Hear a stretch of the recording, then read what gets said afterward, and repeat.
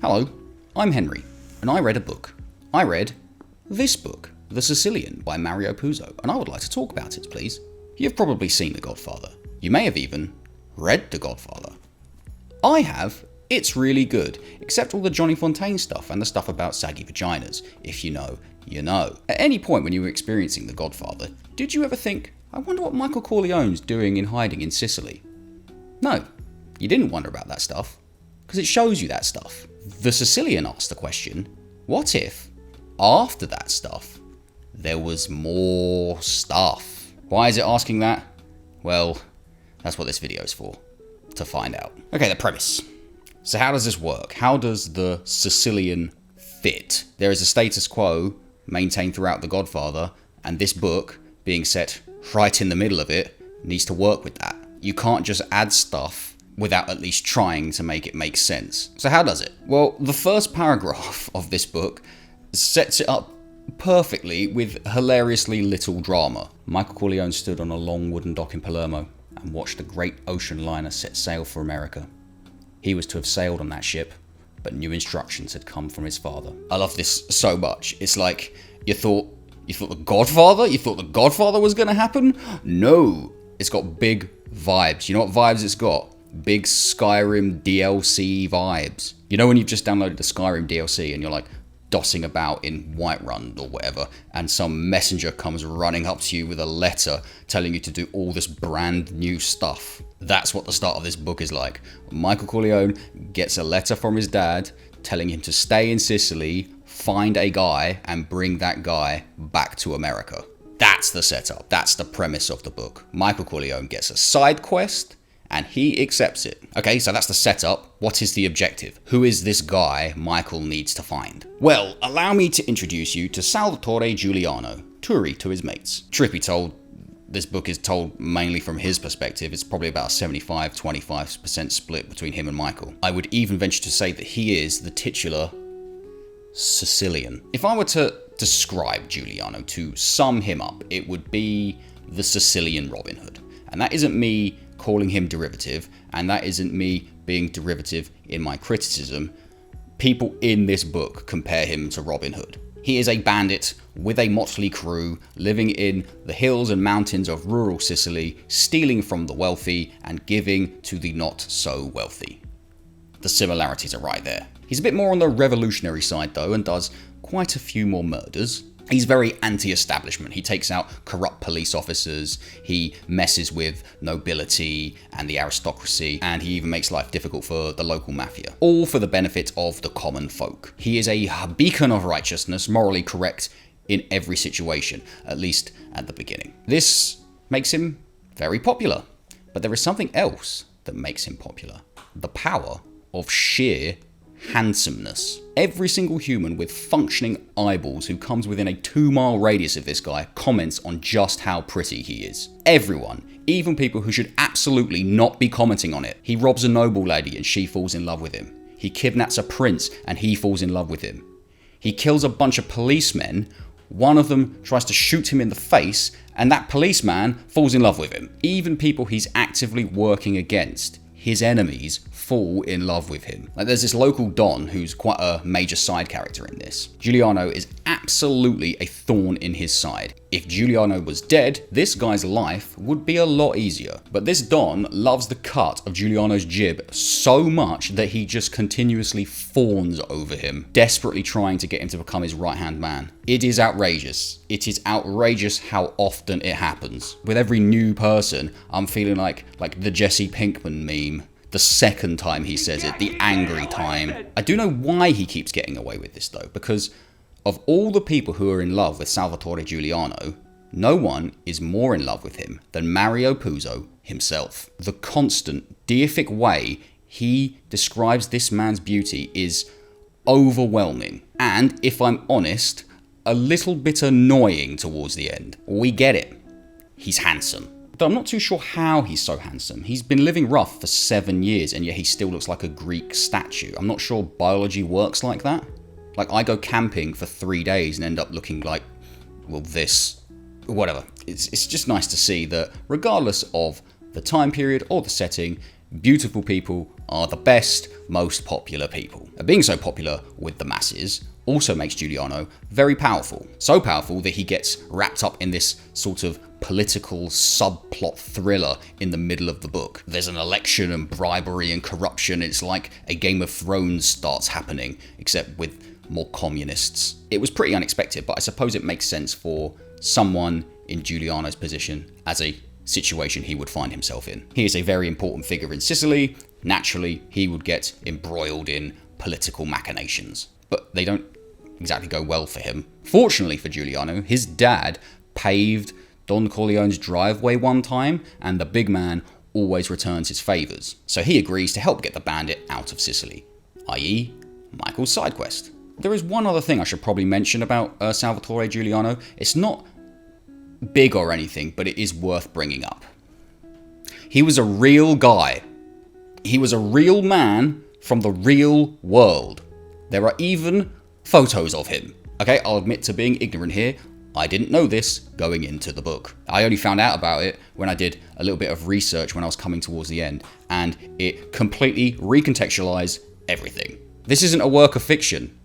It's a dramatized autobiography. It's a biopic, and it blew my mind because he's there and he's dealing with famously fictional man Michael Corleone. Now, I'm not all that familiar with historical fiction as a genre, but I imagine this does happen quite a lot. A real historical figure sharing a story with someone the author made up. But I can't imagine it's as mind-bending as this. Like, Michael Corleone is such an iconic character that him dealing with this real guy is almost absurdist. It'd be like Rishi Sunak having a conversation with James Bond and it being played completely seriously. Okay, so now that we've established the premise of the side quest, do a little extra errand at the end of his time in Sicily, and we've established the objective, find Giuliano and bring him back to America. How does it all play out? Well, it isn't exactly strenuous, at least on Michael's part. He goes to the local Don, then he goes to Giuliano's parents, then he goes to Pete Clemenza's brother's gaff. Side note, Pete Clemenza is in this, that's this guy, and it was just quite nice to see a familiar face. Then he gets on a boat and goes to meet Giuliano. There's this stuff about a testament, which is essentially a big stack of really, really incriminating evidence that Giuliano has that could spark the toppling of the Italian government. And there's some other stuff about Giuliano's missus. But other than that, there is very little work on Michael's part. In fact, he spends a significant portion of the time asleep. If this were a DLC, it is very much a half-fire, not a Dragonborn. There is an issue that arises towards the end of the quest, though, that kind of throws a spanner in the works. Giuliano dies, and he's no Martin Septon. He's an important character, but when he gets riddled with bullets, he doesn't just go unconscious. He dies. Yeah, Michael fails his side quest. It's not really his fault. He doesn't do anything wrong. Sicily is just a very, very dangerous, treacherous place, even for a man more attractive than the face of God himself. Quick point on the setting there. It's just after World War II, and because Sicily is so rural and poor, it doesn't feel like the modern era at all. Everyone's got carts and donkeys, and there's very little, if any, technology, but then there'll just be a Fiat. It makes you do like a double take, like what? So Giuliano gets capped, his bandit crew dissolves, and Michael's like, shrug, and just goes back to America. Story over. Okay, now remember earlier when I mentioned the status quo of The Godfather? I want to go into the logistics of that and just how it works, because it's kind of amazingly janky. First of all, Michael has been in Sicily for 3 years. This book is set right at the end of his time in hiding there. Giuliano has been at large for 7 years. So the entire time Michael has been in Sicily, Giuliano has been at the height of his powers. Was this brutal and incredibly famous outlaw ever mentioned in The Godfather in those 3 years of overlap? Nope. You'd think it might come up, even in passing. Hey Mikey, don't go into those mountains over there. There's like 1,000 bandits up there, and they kidnapped a prince one time, and they've killed like 500 policemen. That's the first bit of jankiness, and maybe it's a little bit nitpicky, and maybe it's a little bit unfair, but it's there. The second bit of jankiness of trying to get this book to fit in with The Godfather happens after Michael is back in America at the end. Because if you've seen The Godfather or read The Godfather, you will know there is no mention of Salvatore Giuliano when he's at home either. He goes through this whole important thing at the end of his time in Sicily and then never speaks of it again. There's actually a scene at the end of the book where Michael is with his dad and they're just sitting alone in a room and they essentially agree to never speak of it again. It's really quite hilarious. Remember that testament I mentioned earlier? It was Giuliano's big wad of incriminating documents. Well, that actually goes ahead of him to America and they have it in this scene and they bend over backwards trying to justify not releasing it to the public. Because, if you recall, in the second half of The Godfather, after Michael comes back from Sicily, the government of Italy didn't collapse, so it can't collapse here. They have this incredibly important, incredibly powerful series of documents, and they are bound by meta forces beyond their understanding to do nothing with it. So they don't.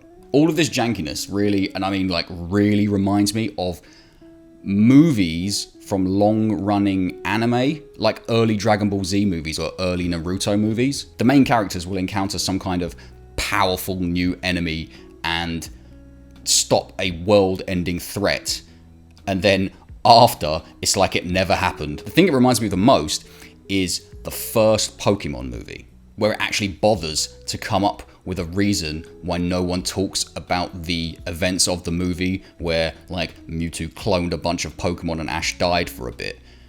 At the end of the movie, Mewtwo wipes their memories. This scene of Michael and his dad at the end of the book justifying why no one will mention Giuliano ever again is just like Mewtwo wiping everyone's memories.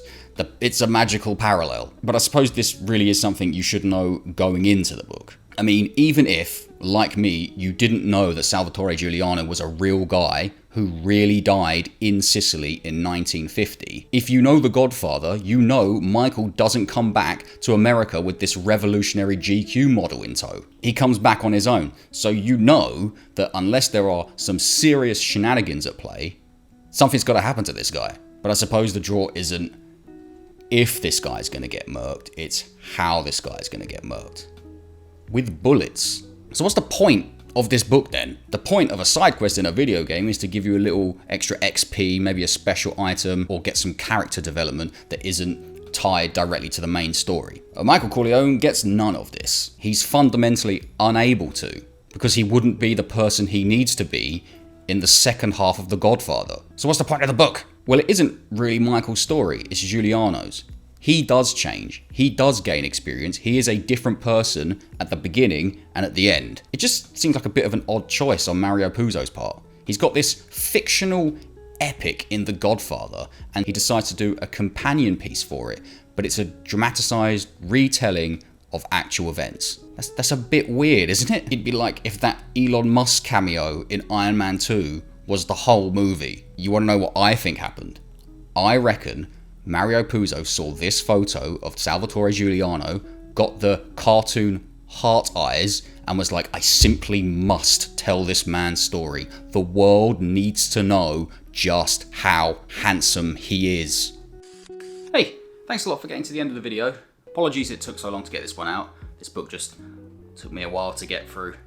Hopefully, the next one won't take very long.